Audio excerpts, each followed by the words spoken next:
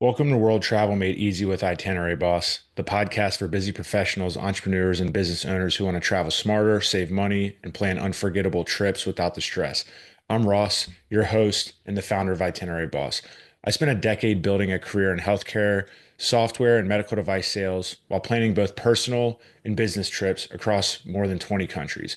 Whether it was group getaways with friends, couples trips, or just mapping out business territories, I became the go-to person for saving money on flights, organizing those logistics, and using points to elevate the experience. Now, as an entrepreneur and business owner, I help others do the same by showing you how to travel better using points, smart planning, and those proven strategies. Each week, we bring you expert guests, step-by-step tutorials on points and miles, and real-world itineraries that we've used to help you plan with confidence. Whether it's using points to travel better, exploring a new destination, or just learning how to maximize your spending, we've got you covered. Before we dive in, go ahead and grab one of our free tools in the show notes. One, the points and miles cheat sheet that'll help you get started earning and redeeming points to save thousands on travel, or the stress-free travel toolkit that includes a budget guide, packing checklist, and planning tips to save you time and hassle. If you're a business owner, entrepreneur, or busy professional looking to choose your next credit card or get help maximizing your everyday spending for rewards and booking free travel, book a free one-on-one consultation. You can find the link within the show notes or head over to itineraryboss.com. And if this episode helps you, please share it with a friend or family member, follow the show, and leave a 5-star review. It's the best way that helps us grow. Now, let's get into today's episode. Welcome back to another episode of World Travel Made Easy with Itinerary Boss. On this week's episode, I'm excited to have DeAndre Coke. He is the host of Revolutionizing Your Journey podcast, as well as the CEO of Truist City Wealth Management and BoldlyGo. Excited to have him on today. Hey, DeAndre, how's it going? Ross, feeling great. Thanks for having me today. Of course, of course. I got to repay the favor. I know we recorded a couple weeks back on your podcast and was able to share some valuable tips. And, for the people that I work with who are the business owners, people who are trying to get more into points and miles, why not bring someone on who is an expert, not only on the points and miles standpoint, but being a business owner, being a financial advisor, so you can answer, your journey, all the questions that I get, and all that. But don't want to sell you short on your background. Would love to hear a little bit more about what you got going on with the podcast, as well as wealth management and BoldlyGo. Yeah, absolutely. So, a few things about me is I've been a financial advisor. I own my own practice, my own firm, Truist City Wealth Management. Had it for about 15 years now. Based out here in Virginia, Virginia Beach specifically, and we have a team at this point. The practice has grown. There's about 7 of us in total. So we serve clients all over the country. Full personal financial planning, wealth management, investment strategies, et cetera, et cetera. I know this isn't a finance podcast, so I'm not going to go down the well there.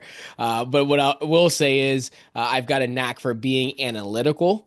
And I also love to travel. So that played really well together because what was happening earlier in my practice, probably I'd say maybe 10-ish years ago, is clients would start asking me specifically kind of what cards should I get for travel, for business, for different things like that.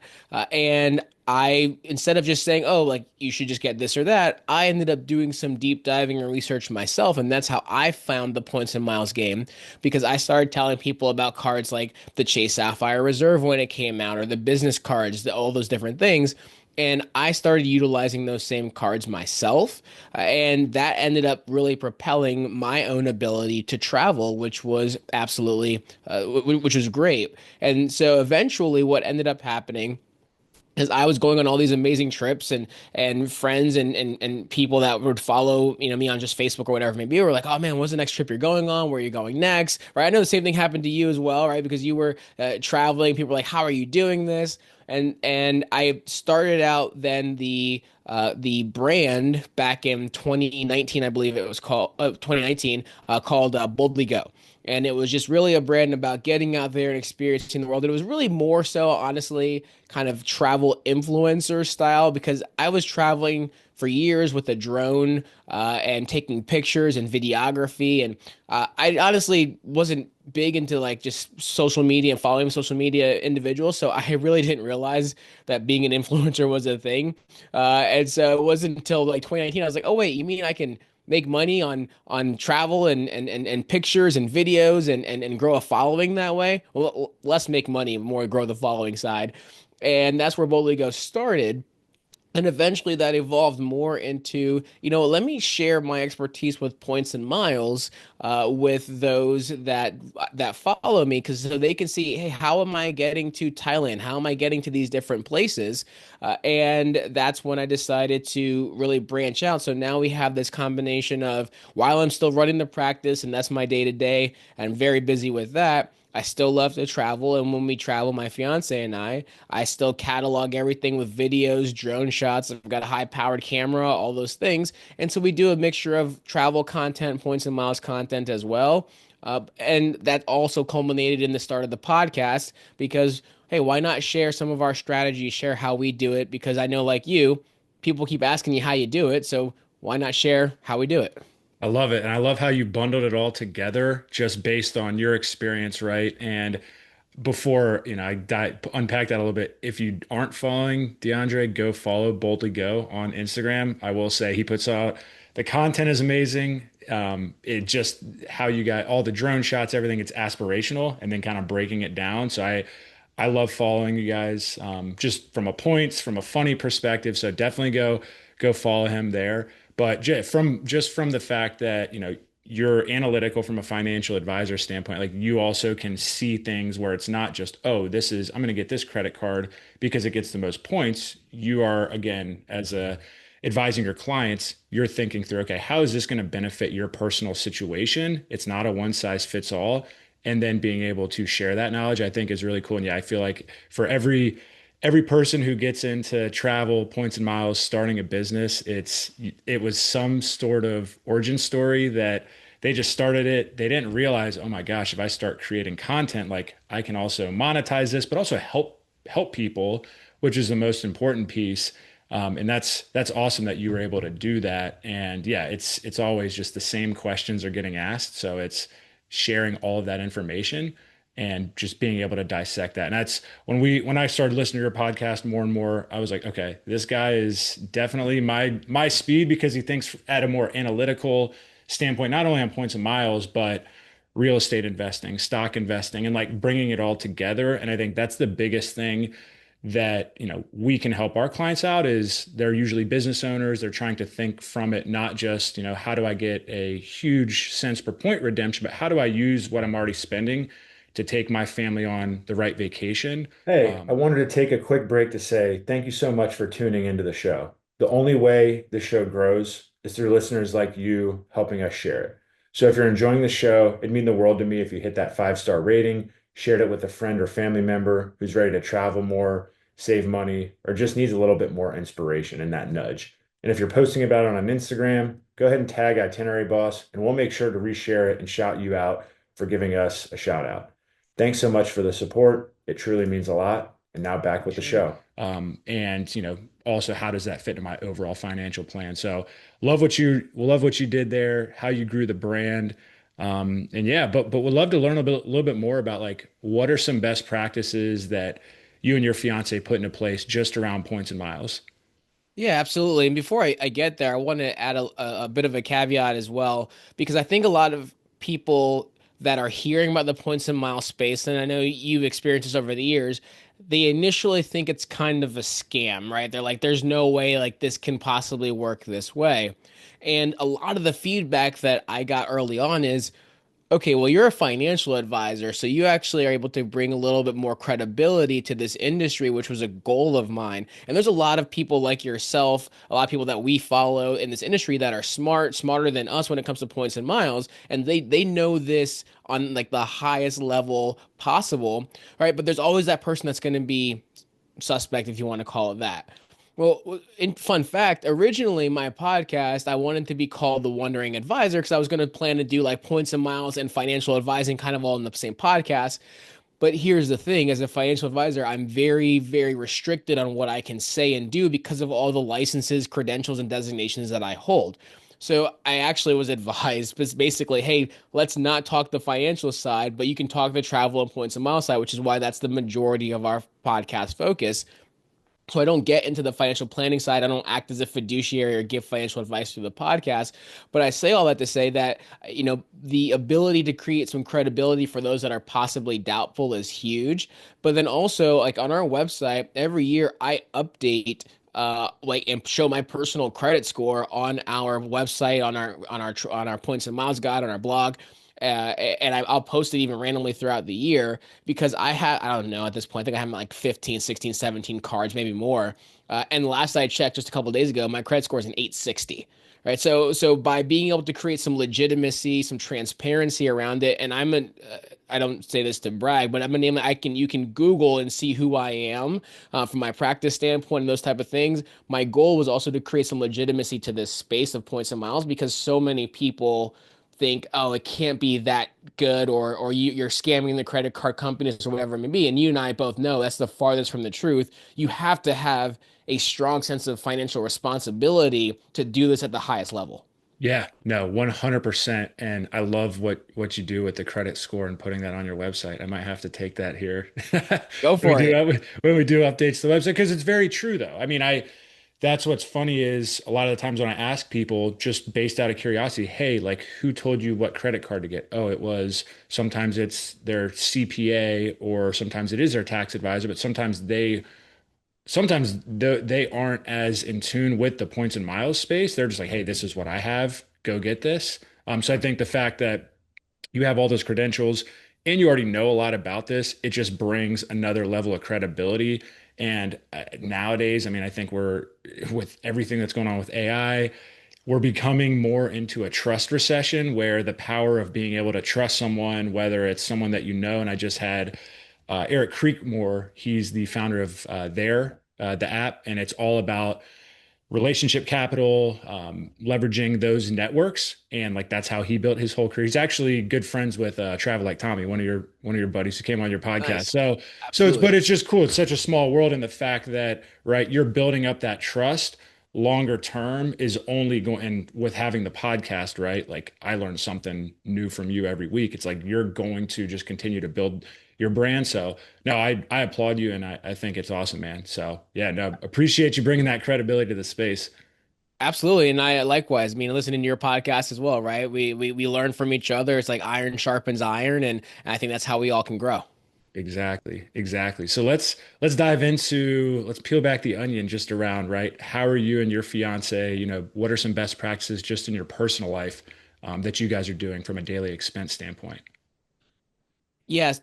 So the So interestingly enough, it was great. My fiance Taryn, when we first started dating, like literally a month into dating, right? She grew up, her father is like, hey, credit cards are bad. And he's actually a financial advisor of like 40, maybe plus years, right? But he always said, hey, like credit cards, like kind of stay away from them. And for a lot of people, right, credit cards can, if you don't use them responsibly, can ruin your credit. So I completely understand, right, kind of the cautious tale that you'd want to bestow on your children.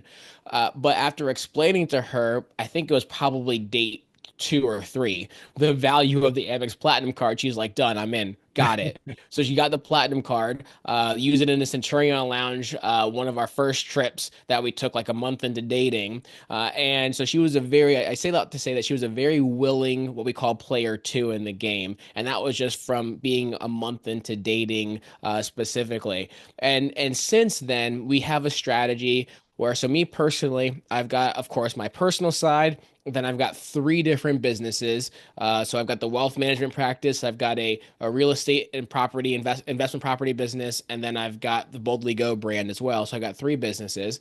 And then my fiance Taryn has her personal side as well as a career transition consulting business also. And through the years that we've been together now almost 4 years, and getting married here in just a couple months.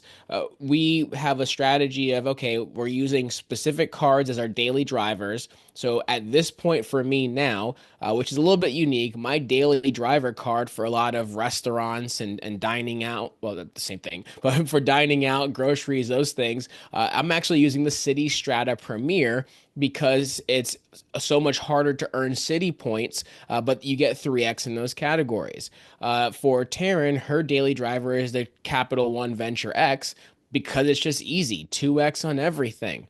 And then we maximize our sign up bonuses and welcome offers on the different business cards.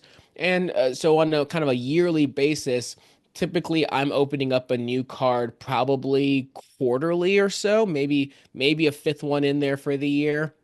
And usually most of those are going to be business cards because of the fact that they don't show up on your personal credit report, the majority of them, so they don't affect your Chase 524 status, all of that. And then Taryn, she usually opens up somewhere probably between 2 and 3 for the year, but this year because we have a lot of wedding expenses, she's opened up some additional ones, especially on the business side that has got the higher spend requirements to get the larger sign up bonuses.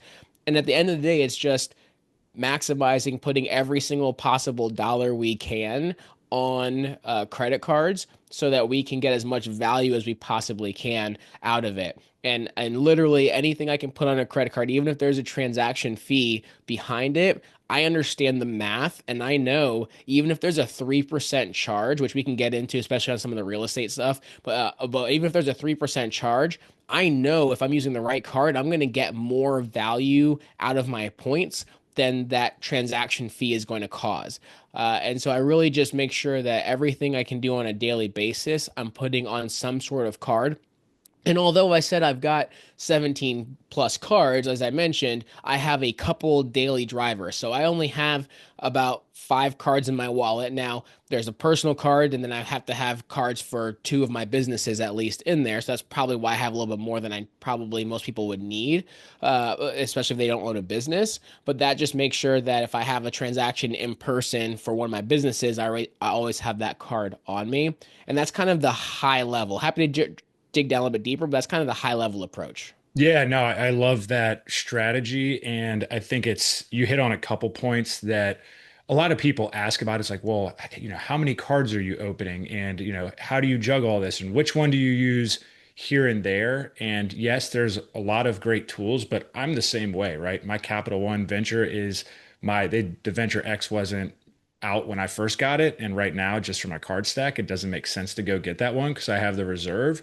But for all travel and dining out, I use the reserve and then I use my Capital One. That's really honestly it, besides, a couple just $12 a month bills to continue just to have good credit. But yeah, I think once you start to unpack just the business side of things, and that's important for people to know because a lot of times it's when they're just getting started out or they open a new business. Hey, what's this going to do to my personal credit? And I talk to so many business owners that are still using debit cards, and it's kind of crazy. I mean, and some are using debit cards on things that they only can pay in cash which I think is an advanced strategy that we'll definitely get into because being able to have those fees with the 3% versus what you're getting out of it in points is huge. But yeah, opening those, understanding which of those from a business standpoint, and also strategically outlining them for, every quarter, I think is good. So a couple things just to unpack that I think we can go a little bit deeper on is, what's kind of walk me through like the 3% transaction fee. Just like what are there specific platforms that you use, as well as, why do you, when you're going through that, why are you deciding to do that piece? And then also, why is it quarterly? Like, is there a strategy behind that? Yeah, absolutely. And I will say for the longest time, my daily driver was the Chase Sapphire Reserve as well. And for probably my first 5 years in the points and miles, I really only used the Chase Sapphire Reserve and the Chase Freedom Unlimited card. That way I was getting 1.5x on everything that the reserve didn't give me 3x for, and then eventually added in the Amex Platinum. So I started very simple, and then probably about 5 years ago, I just went really down the rabbit hole. Like, hey, I'm going in on this strategy, and I moved to the city now because I have so many Chase points and just got the Chase Business Reserve, and my fiance Taryn just got the Chase Business Reserve. Like we like Chase points Yeah. can come pretty easily to us. But to answer your question on the kind of the thought process around the transaction fee, Now, most of the time, when I'm referring to that transaction fee, I even mean just when you get a opportunity to pay something online, it might say, hey, additional credit card fee or whatever it may be, just kind of built in, right? Again, it's a no-brainer for me. Now, the scenarios for like a business owner where they might have a vendor payment or something like that that usually needs to be in cash, and they have the opportunity to pay credit, and they're like, hey, I'm not going to pay 3%, even if it's a high charge. Let's say you're about to charge $10,000. I love to using $10,000 because it's just easy math, right? $10,000, 3% transaction fee. That means you're going to pay $300 in fees just to charge 10,000. Most people aren't going to want to do that. Now, there's a few things. If you're a business owner, that additional $300 fee is typically almost always a write-off on its own, right? So there's some taxation benefits there specifically. But let's get into the math as to how this can make sense. If you're using a card that gets you 3x on this type of transaction, which will likely not be the case, but let's just say for simple math, I'm going to go kind of layered into this. So for simple math, 3x, so you're getting 30,000 points on your transaction plus the fee, right? That 30,000 points, if those points are worth at least 1 cent per point, well, that's going to equal out or negate the 3% transaction fee just on its own, right? So $10,000 charge, 3x points basically should be the same minimally value of paying $300 on the credit card. But most people aren't going to have a card that's going to get them 3x on whatever their vendor fees are. So that means they're probably going to have a card that gets them somewhere between 1 to 2x on that transaction.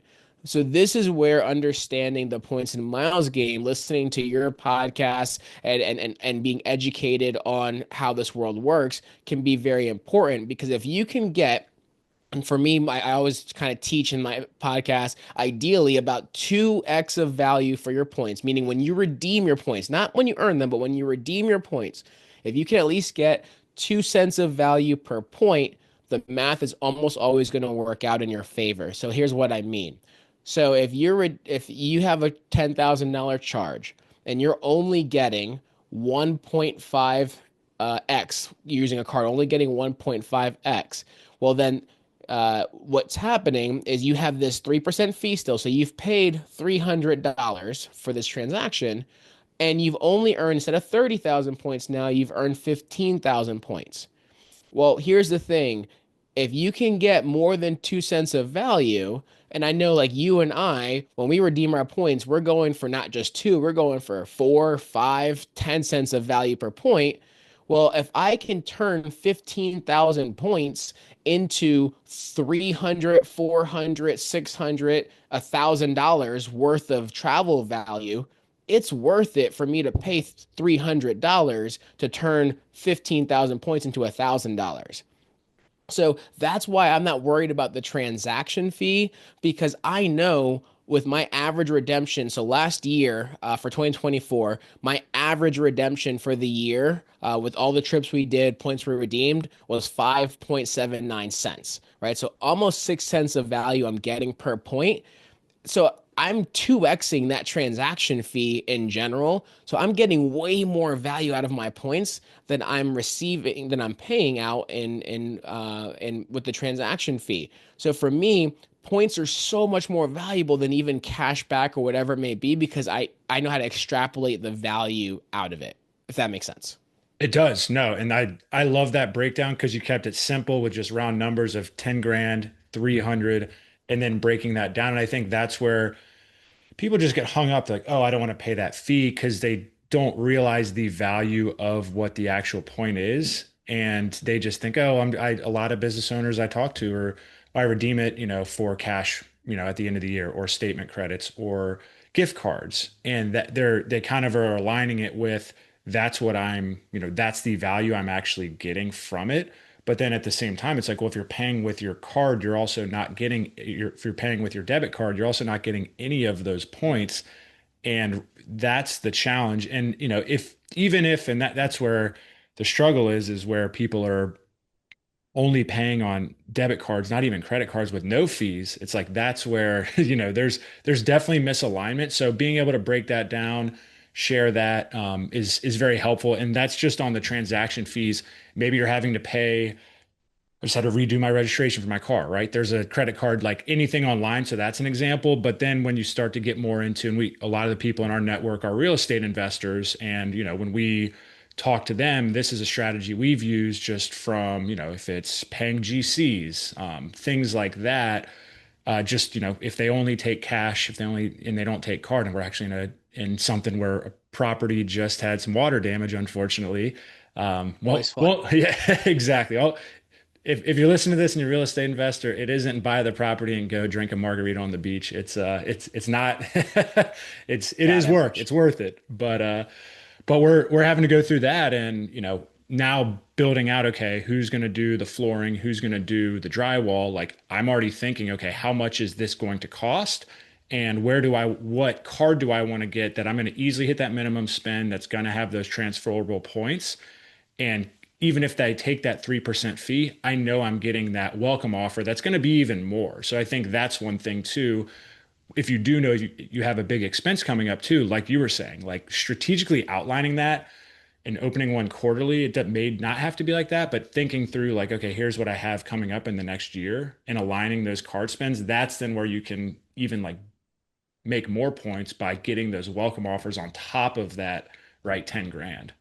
Yeah, absolutely. And I think that the thing that we always have to clarify when someone's listening to this is you're, for the most part, Chase has kind of changed the rule on this a little bit, so I'll get to that. But for the most part, you're never going to get that 2x of value from using the Amex travel portal, the city travel portal, Capital One, this redeeming for statement credits, as you said, the gift cards, Amazon points. You're never going to see the value that way. So if that's the only way you're willing to use your points and you're like, hey, I'm not really trying to figure out the rest of this, which if that's the case, I don't know why you're listening to our podcast, but if that's your mentality, you're never that like the math will never work out in your favor in that way. The exception to that rule is now with Chase, they have what's called the edit. And with the edit, they have a points boost basically where you can actually use your Chase points through the Chase portal and get up to 2x of value redemption. So it can actually work out in some cases there. But prior to that, that was never the case up until just a couple months ago.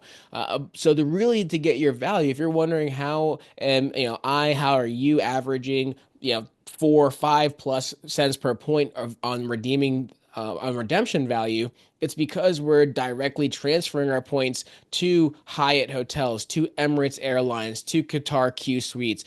That's how we're able to get so much value out of our points, and that's how you have to play the game essentially to get the most value. Yeah, no, 100%. You bring up a great point with the points boost because I had a lot of friends when, they came out with a newer higher annual fee on the reserve or text me like, "Oh my gosh, I'm going to take this down." And my first thought was, okay, like let's take a step back and see what I'm going to use and what I'm not and how does that negate the statement credit and for us or for the annual fee. And I looked at them like, okay, Apple Music, StubHub, and DoorDash, like that right there, plus the $300 annual travel credit, and also now getting 4 times the points, like that's fine, and it saves me. I don't have to go transition to a new card, ask them to go down. So it's like, but understanding those things before you open something is very, very key. And we have a friend who just opened one. She was worried about annual fees. I sent her a 5-minute voice memo and she was like, okay, cool, I'm good. And just went and opened it. And now her and her soon-to-be husband are taking a trip to St. Lucia on their honeymoon. They wanted a simple like 4 or 5 day redemption. They're flying direct from Charlotte and they used the points boost at one of the edit hotels. And they're like, hey, we're saving. And they had some city points now that transfer over to American, which is amazing. And they're saving like 5 grand. And that was like a very easy redemption just based off of a welcome offer and them just saying, hey, we have 5 days, we don't want to do all the mental gymnastics, we're newer to this, let's how do we do it? So yeah, no, great points. And I think I love your strategy with the city. That's something now with the American miles I'm thinking about because with Charlotte being an American hub and being able to get to all those places, I've been booking on Qantas, British Airways, with Capital One miles just because it's like, hey, but the flight times aren't as good. So it's like you got to figure out a strategy. And my wife always makes fun of me because she's like, "Yeah, I fly all the time for work." And she walks by and is like getting upgraded to first class. And I'm group 5 or 6 or 7 because I'm booking through the other partners. But I'm like, whatever, it's free. So I don't, Right, I don't right. care.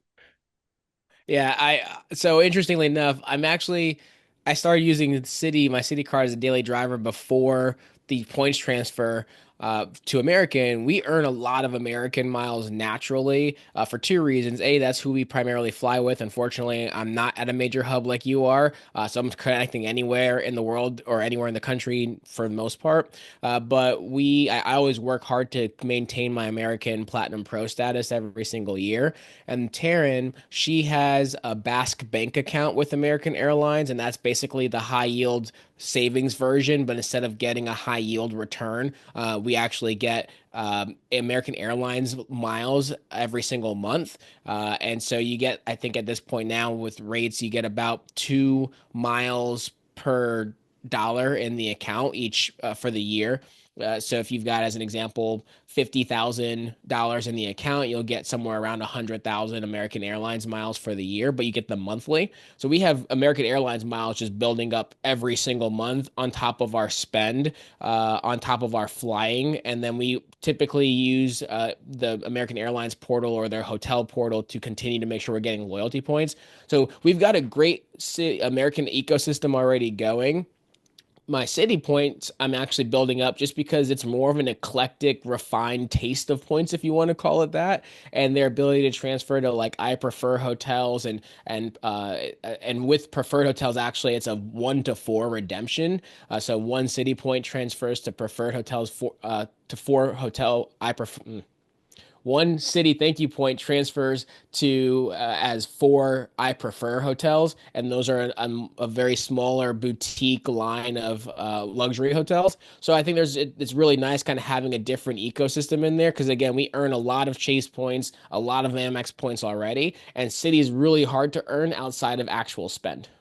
Yeah, no. And honestly, this is my favorite part about hosting the podcast is I get to learn, but also I get to think through like, okay, what are the people that I know who listen also wanting to know? So, I mean, the majority of our listeners, right, since I'm from DC, are flying in and out of Reagan. Most now that live in Charlotte are flying out of Charlotte. So I kind of want to break down, if you don't mind, just going into like if someone isn't flying a ton for work, because I think I was a sales rep and I was flying, 3, 4 times a week. Now I don't. So we just mainly it's on personal and like you said, the shopping portal is how I earn those. But through what you mentioned, the executive platinum pro status, can you kind of walk us through that piece? Can you also walk us through the bank, the high yield savings account? That's a good one that I that I might get on here and take advantage of this weekend. I think those would be two good ones. And then just at a high level, like what are some strategies that people could use just on their daily, bookings through the portal? Yeah, so I'll start with the Bask Bank. So this one's interesting, and this is where again the analytics of being a financial advisor. Of course, I would always advise people like talk to your financial advisor or do the math yourself to see if this makes sense. Because $50,000 as an example, sitting at, and that used to be the limit. I think it's much higher now. You could actually put in there, but just using $50,000, it used to be 2.5x or miles, but now it's just 2. And to be clear, these are American Airlines miles, not loyalty points. So you're not going to actually earn status points towards status each month. But what I love about it is you're getting that 10,000 points per month, roughly, or let's just a little bit less, so 8,000 points per month to get to about 100,000 for the year. And what's great about that is when you do the math, like you could, let's say you have a high yield savings account. Right now, high yields are earning somewhere around 4 to let's just call it 5%, right? Just for easy math. So 5% on $50,000 would be $2,500 that you would earn. Now, I'll make an argument that can compound over time, so there is some value there, but let's just simplify this. Right? So $2,500 for the year. Now, you're going to have to pay taxes on that $2,500. You're going to get a 1099 INT for taxes on $2,500 of interest income. Well, that same 50K earning you 10,000 American Airlines miles for the year, we redeemed I think somewhere around 70,000 miles per person for Qatar Q-Suites for a $10,000 ticket. Right. So 70,000 miles for $10,000 ticket, I got way more value out of my 50,000 sitting in Bask Bank than I would have if it was sitting in a high yield savings account, even if it was earning 5%, which they're not, most of them aren't earning that much now at this point. But here's the kicker. So I got more than $2,500 worth of value. But when that interest statement comes, I don't know the math on this. I don't know how they figure it out. But the interest income that they priced those points out at was like $100. Right. So I only paid taxes on like $100 worth of interest versus what could have been 2,500, and I got $10,000 worth of value with less points. Right. So that's where the math can really make sense. So don't quote me exactly on the $100 because I don't, Yeah. but I remember it Yeah. was something like extremely small, like much less than 1,000.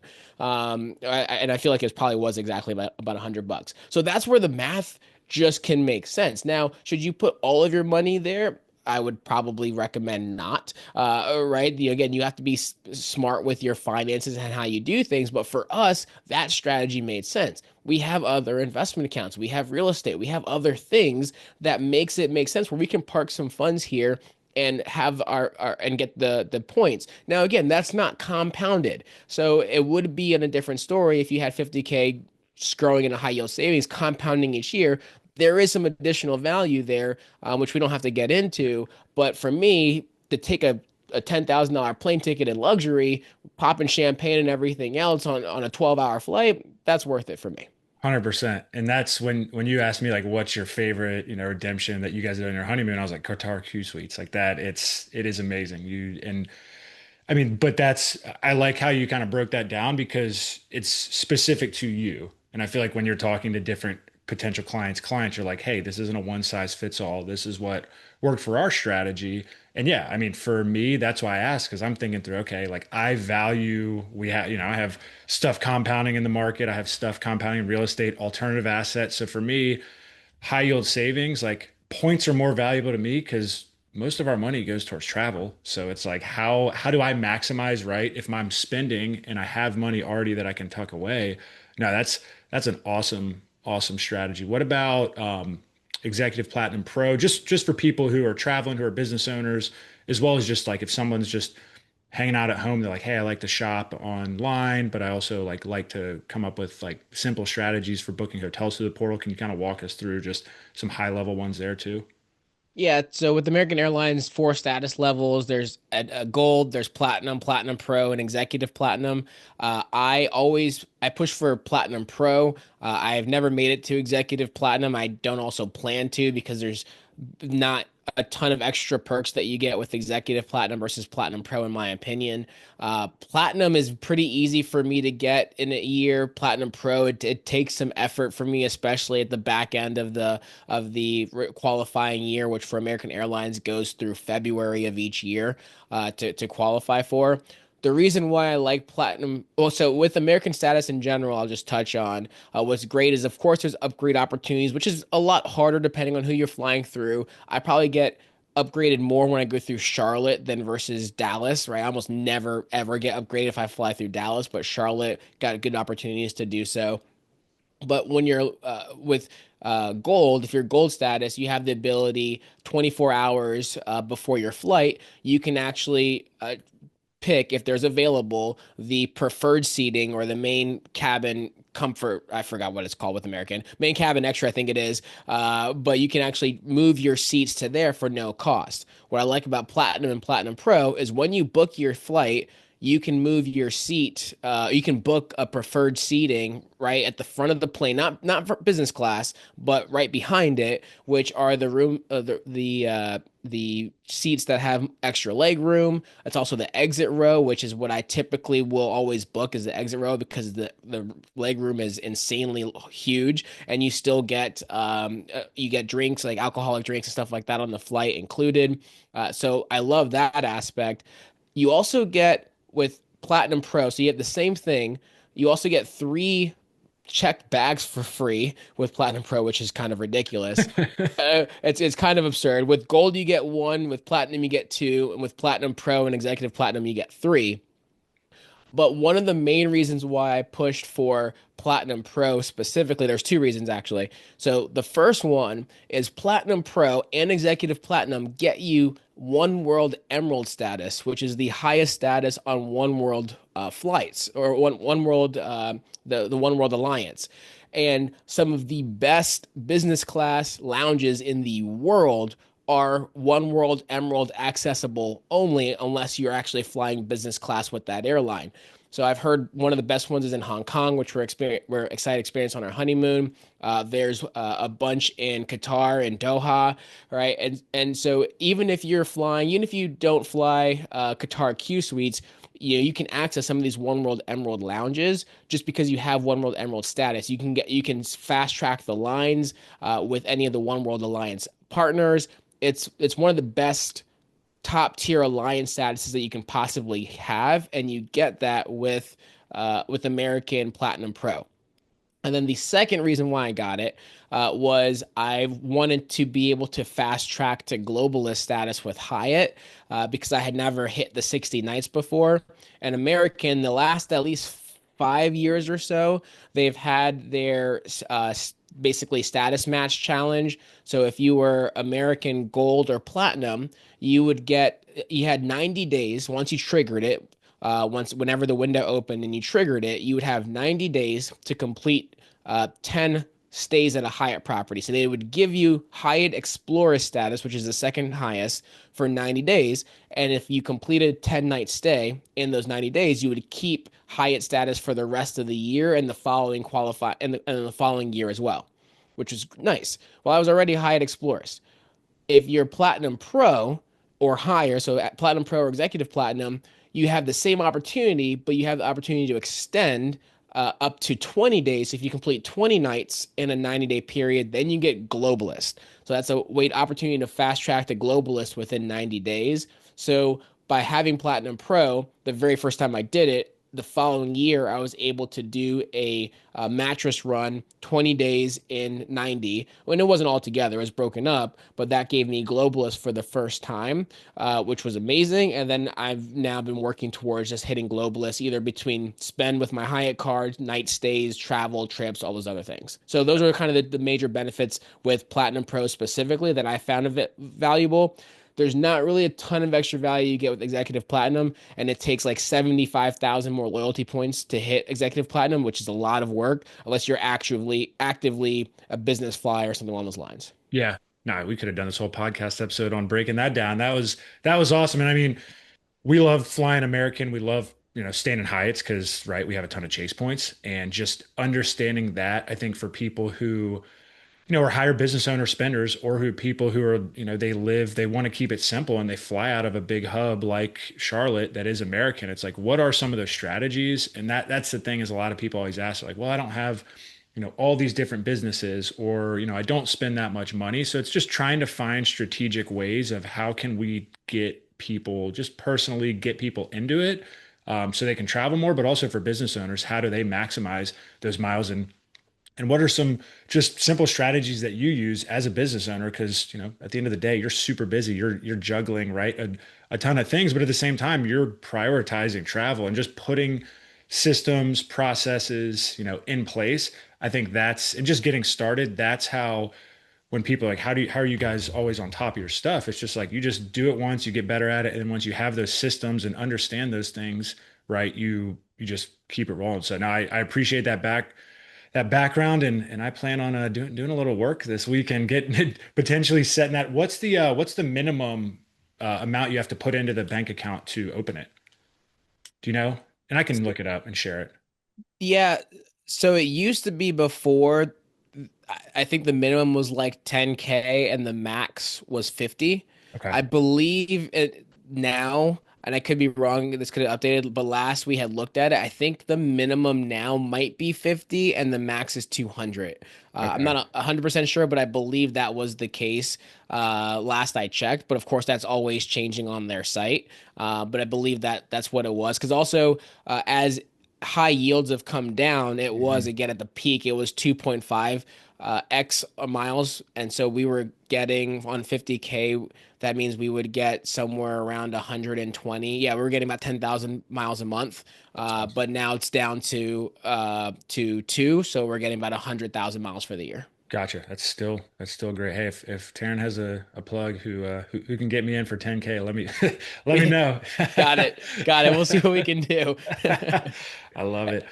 And I Cool, also man. wanted to say also for someone that's trying to hit American Airlines status, so gold is the minimum, only 40K loyalty points needed for that. And I know you had asked about this, I didn't really touch on it, but there are the shopping portals and the American Airlines hotel portal as well, or Advantage Hotels.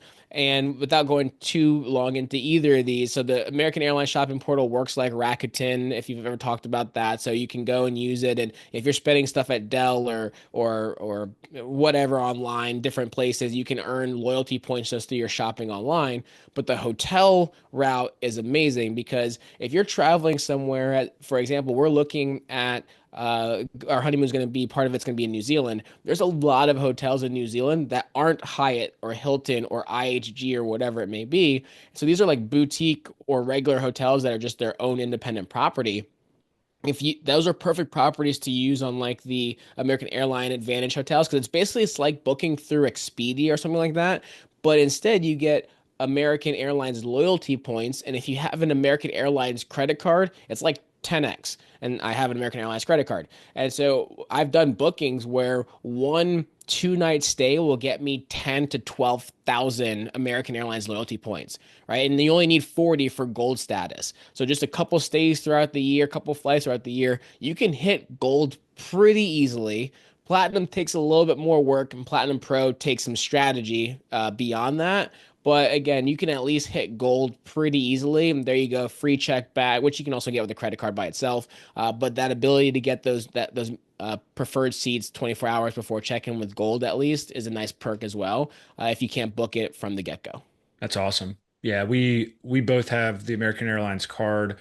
I've used the portal somewhat, but a lot of the times we've stayed on points, or if we've done bigger group trips, it's Airbnbs. But that's good to know because sometimes if there isn't a great redemption hotel where we're wanting to stay, I mean, boutique hotels, we stayed, I think, at one on our honeymoon, and it was amazing. So I'm definitely going to take advantage, and I know that's a lot of people are definitely interested in that. Just from a I mean, I would love to hear a little bit more. We talked a little bit about the real estate side of things, furnishing, keeping that stuff going is pretty easy. But just from, I think what I want to touch on a little bit is going back to that 3% fee, just based on your experience, right?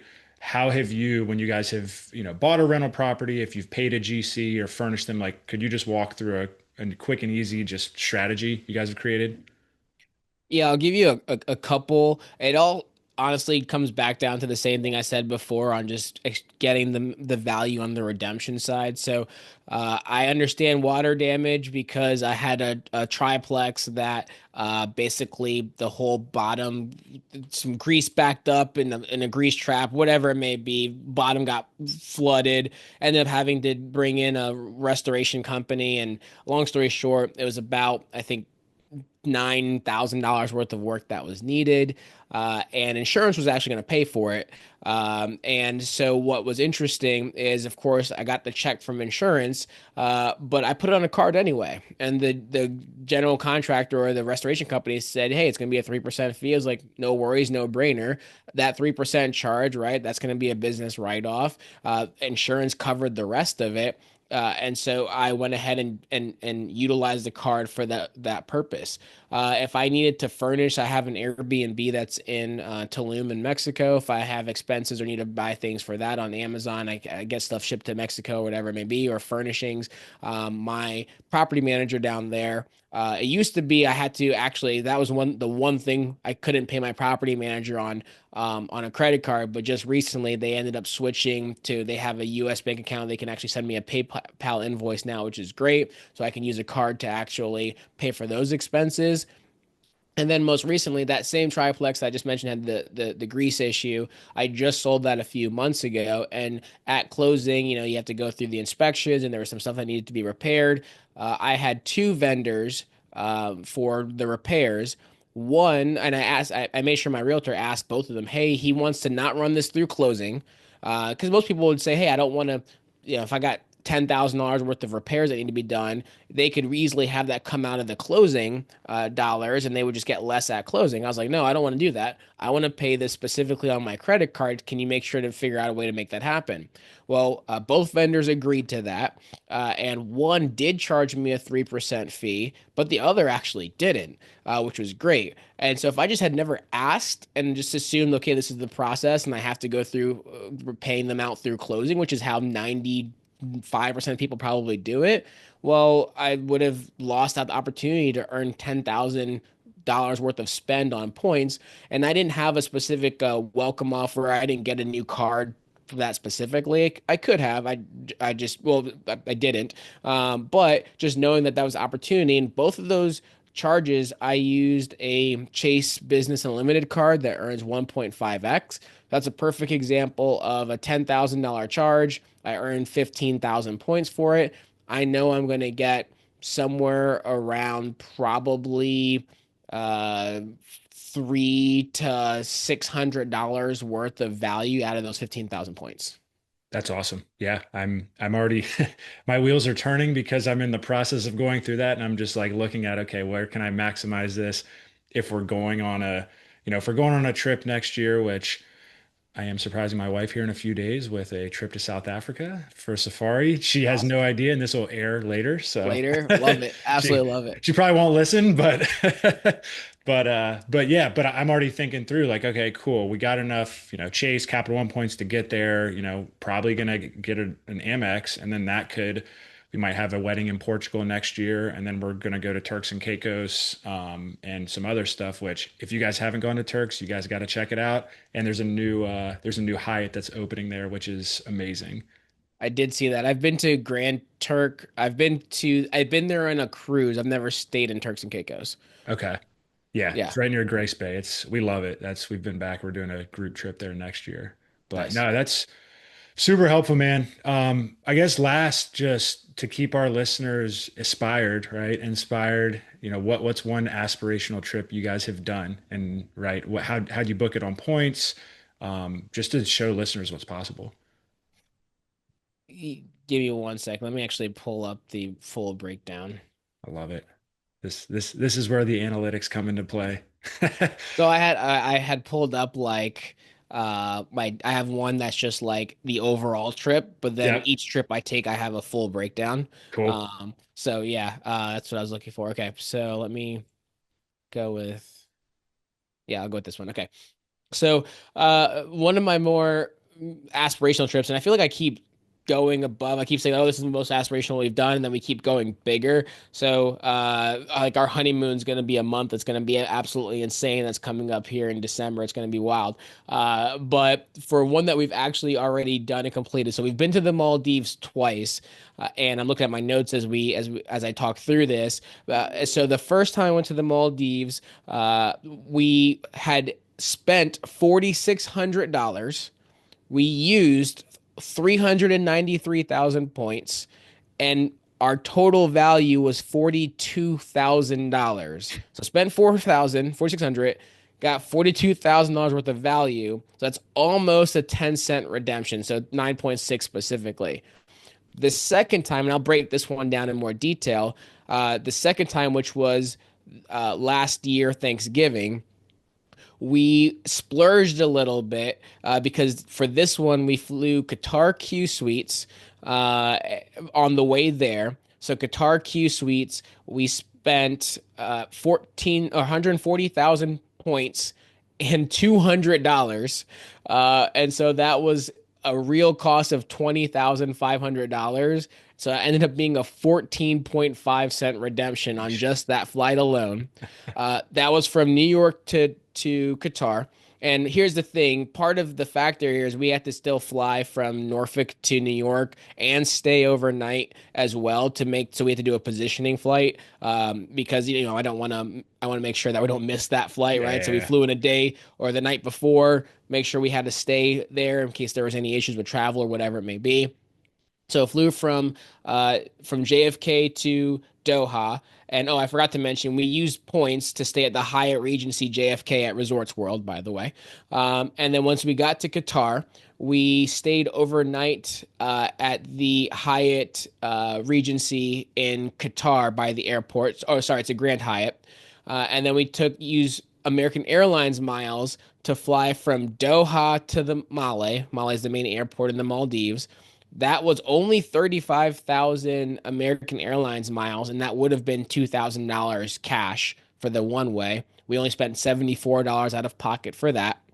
And then on the way back, we ended up, so while we were in the Maldives, we actually were on a liveaboard. We did a bunch of diving, so that was all cash paid for like 8 days.